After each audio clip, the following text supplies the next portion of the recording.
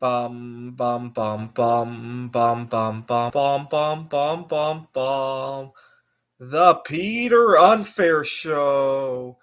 Bum bum bum bum bum bum bum. So I moved out of Seattle. Wow, 9 months ago now. There was one event that was the initiated my thought about leaving Seattle.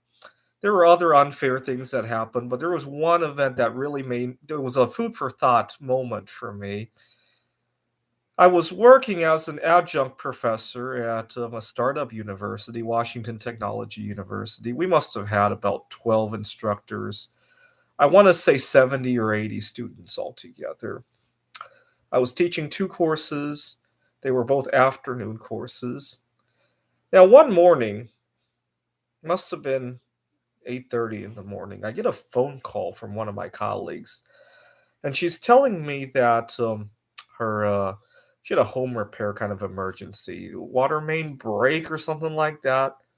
I've never owned a home, obviously, so I have no idea what she's talking about. But it sounds like a pretty bad emergency.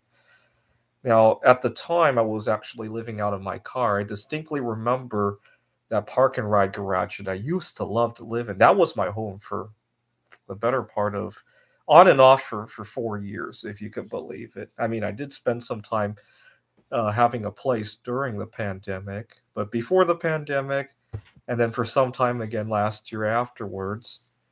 So I pick up the phone, and she's teaching a class that I kind of know how to teach. It's at 9:30, and she asked me if I could fill in for her. She all of a sudden had this home repair emergency. You know what? I'm trying to get my foot in the door with the students. At the time, who knew that school was going to fold? So I said, all right, and I hope to network with students anyhow. And I go there, and I'm completely clueless. And you got to remember, this she called me 8:30 in the morning. There was no time to go to the gym and take a shower. And so I go to the campus a mess. It was more detriment than anything else. But you know what? I still did my best. And it was only after I came home from that, went back to my parking space, and I'm thinking to myself, gee, did I just understand that correctly? My colleague who owns a home in Bellevue, you got to understand, homes in Bellevue start at least $1 million, is asking for help from a colleague who lives in their car. And does that make sense? What if I asked for help, or what if later on that year I get COVID-19? Oh my God, I have nowhere to live. Can I crash in your home for a few days? Right? What if I asked her? Right? I think that would make a whole lot more sense than her asking me, right? Maybe she should hire somebody to watch the house while she comes into work, right? That would make a whole lot more sense, right? I don't have a problem with that. I love the students. I love my colleagues, but it just seemed a little bit lopsided, if you will. I mean, don't get me wrong. I do it all over again, but I wish there was more acknowledgement of how lopsided everything. Obviously, she also doesn't know I live in my car. She probably had the good sense to know that she's living in a better situation than I am, but probably not so in my car. It's not something that I would normally share with people. Okay, the other place this can come up with is this can come up is that I often have to fill in my colleagues who are fortunate enough to have met the right person in life, had a child, or at least have extended family members that they need to take care of, right? And then I have to fill in for that. And I'm thinking to myself, gee, you're fortunate enough that at some point earlier in your life, you were able to go out there and meet the right person. What if I asked you if I could leave early on Friday night so that I could be in your boat 2 years down the road, right?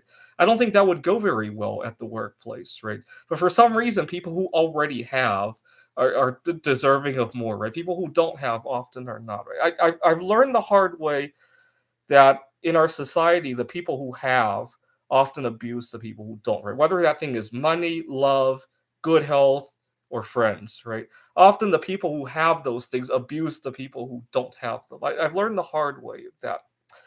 Now, at my last job, which I just recently rage quit, I had a student that I got along with very well. The problem is that he started his first job, and I was working at a tutoring center. The kid I was tutoring is 17, 18 years old.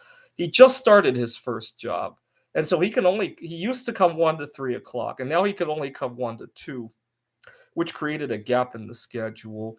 The tutoring center is not in a very good location for me to go take any sort of break. The facility isn't very conducive to eating in there either.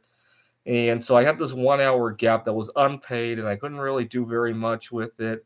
And I talked to him, and he's bragging about how much if he had just kept it as, I got a job, and I would have been happy for him, but he started bragging about how much he was making, and it was more than I was making, let's put it that way. And I don't get me wrong, I love working with him. I even talked to my boss about it and see if we could arrange some other tutoring. Oh, he really likes working with you too. I get it. I get it. He likes working. I like working with him too. What I didn't like was the schedule. And so he don't get me wrong. I'm glad he wants to get experience at his workplace, but given his privilege, he probably didn't need the job for the money. I'm sure he could have done something else to rearrange his work. But then again, we live in a society where people who have often abuse the ones who don't for some bizarre reason, right? Fortunately, I'm at a workplace where this hasn't happened yet, but I do want to prevent it. And this time, I actually want to speak up for my. Next time somebody asks me to help out because they have family issues, I could point out that I do want to be in a situation like you guys, but that's why I need time for myself, my own work life balance, right? I'll probably say something to that effect. But that's part of the reason why I want to leave the United States. In Taiwan, it doesn't seem to work. Our social norms don't seem to operate that way, right? We tend to take care of each other. All right, this is the Peter Dislike Show. Bum bum bum bum bum bum bum bum bum bum bum bum. The Peter Dislike Show. Bum bum bum bum bum bum bum.